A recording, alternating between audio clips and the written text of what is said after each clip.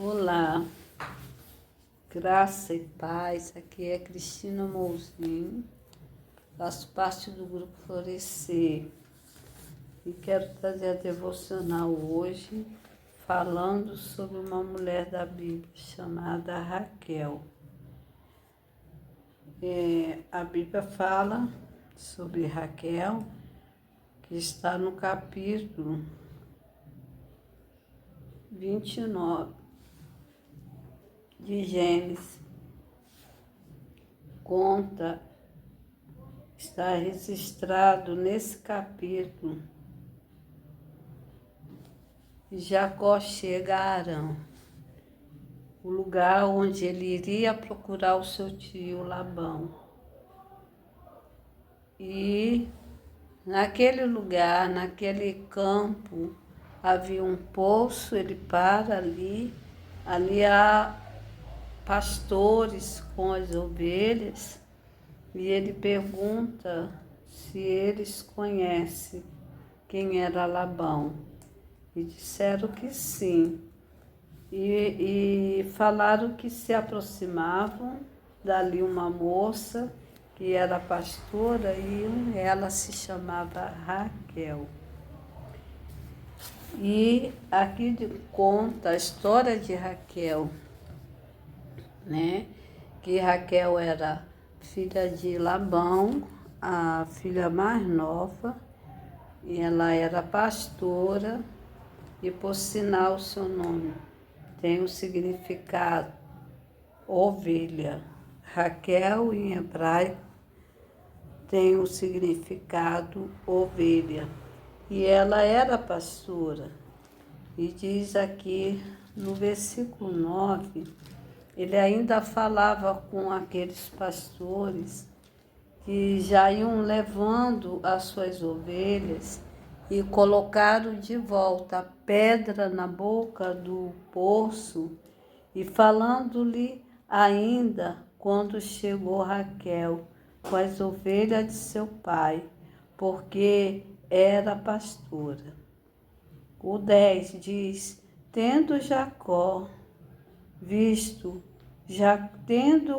Jacó a Raquel, filha de Labão, irmão de sua mãe, e as ovelhas de Labão, chegou-se, removeu a pedra da boca do poço e deu a beber ao rebanho de Labão, irmão de sua mãe.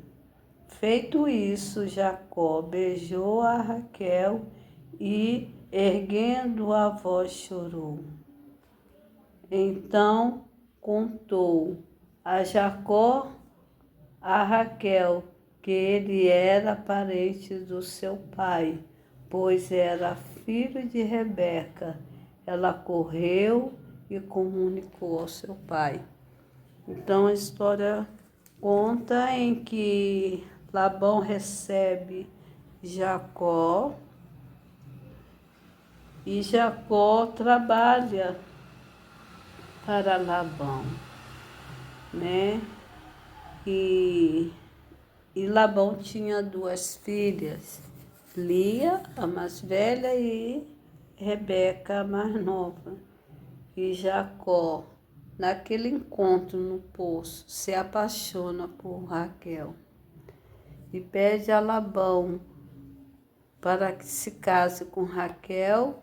Em troca, trabalharia 7 anos por essa moça. E assim foi feito o acordo. E vimos toda a história, né? Ele é enganado, né? Por Labão, pelo seu tio. No dia da núpcia, em vez de dar a Raquel, ele deu a Lia, a mais velha. E como era costume do povo da época, daquela época e daquela cultura, casava-se a filha mais velha. E Lia foi dada em casamento no lugar de sua irmã. Mas Jacó por estar apaixonado, ele propõe trabalhar mais 7 anos para que possa ter Raquel como esposa. E o trato foi na semana após o casamento de Lia, eles se casaram.